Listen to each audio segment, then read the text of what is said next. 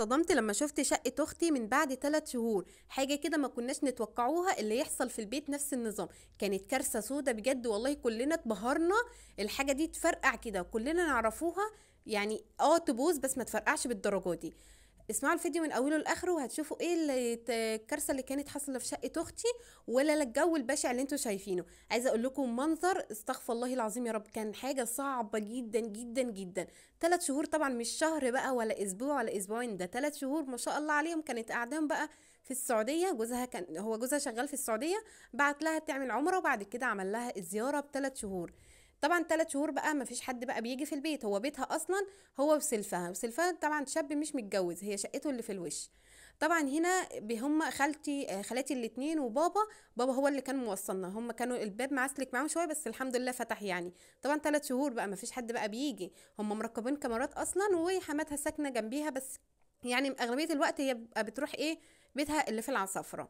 خلاص كده طبعا بصوا بقى الجو صعب جدا جدا، مفيش حد بقى يعني المرحله دي توصل عنده في الشقه، غير بقى اللي بقى سايبها بقى وسفر وكده. طبعا بقى كلنا بقى بنطمن بقى على الشقه وبنبصوا على الجو اللي الصعب اللي احنا فيه ده. كلنا عايزه اقول لكم احنا اصلا فتحنا باب الحاره، يعني شمينا كميه تراب صعبه جدا، قعدنا كلنا نكحوا يعني تراب تراب زي ما انتم شايفين. الجو بقى اليومين اللي كان قبليها، يعني قبليها كده ب3 اسابيع كان الجو صعب جدا عندنا. كان هوا بقى اللي شوفها كان مشير مع تراب بقى، والدنيا كانت معفره جدا. طبعا احنا هنا بقى بنطمن في الحاجه ونفتح بقى في الشبابيك عشان ننفض. عايزه اقول لكم اليوم ده اصلا احنا لمينا بقى الكراكيب دي والحاجه رتبناها وشلنا التراب، بس يعني اللي قبل ما تسافر قبل ما تنزل من السفر هي كانت نازله يوم الحد اللي فات ده. طبعا هي يعني احنا عملنا الكلام ده كله كان يوم الاربعاء، ورحنا فرشنا لها الشقه كان يوم الجمعه، كنا مشطبينها خالص وهي كانت نازله يوم الحد الساعه 3. طبعا شطبنا لها الشقه خالص، رجعت زي العروسه بالظبط. عايزه اقول لكم هي ما شاء الله عروسه، طبعا طول عمرها اختي هتقعد عروسه عشان جوزها اصلا بيسافر ومعاش غير بيبي صغير اسمه عبودي ما شاء الله عليه، ربنا يحفظه وحامل، ربنا يقومها بالسلامه. دعوه حلوه كده بقى منكم لاختي. طبعا هنا بصوا الالعاب بقى بتاعته مطربه جدا جدا، بس كل ده دعكته له طبعا حبيب قلبي وحبيب خالته طبعا. طبعا اول عيل يقول لي يا خالته، هو اختي بعديها اتجوزت، انا اكبر واحده في اخواتي. طبعا ما علينا. بصوا بقى التراب عامل ازاي، شكله صعب جدا. طبعا البلكونه بقى التانية، وادي البلكونه اللي هي من ناحيه الركنه، والركنه كل ده شلناه اصلا وغسلناه، بس هنرجع نفرشوه تاني بصراحه. واليوم ده نزلنا البرائع كلها. طبعا عندي الاختي احلى حاجه في البرائع بتاعتها اللي هي بتتفك، مش على مواسير ولا حاجه، بس هي بشناكل كده اللي بتتعلق. طبعا هنا كل ده نزلناه، البرائع كلها شلناها بصراحه وغسلتها اللي هي فوق الاوتوماتيك، قلنا لا تبوظ. غسلت ماما اللي هي نص العاديه، النص الاوتوماتيك دي العاديه عادي. كل ده ماما بصراحه غسلته لها، خليته بيلمع كده ما شاء الله. الغساله نزلت كميه طينه صعبه جدا. طبعا هنا بصوا بقى الحمام، هو عايزه اقول لكم اللي اخد وقت معانا هو الحمام والمطبخ، هم دول اللي اخدوا وقت بصراحه.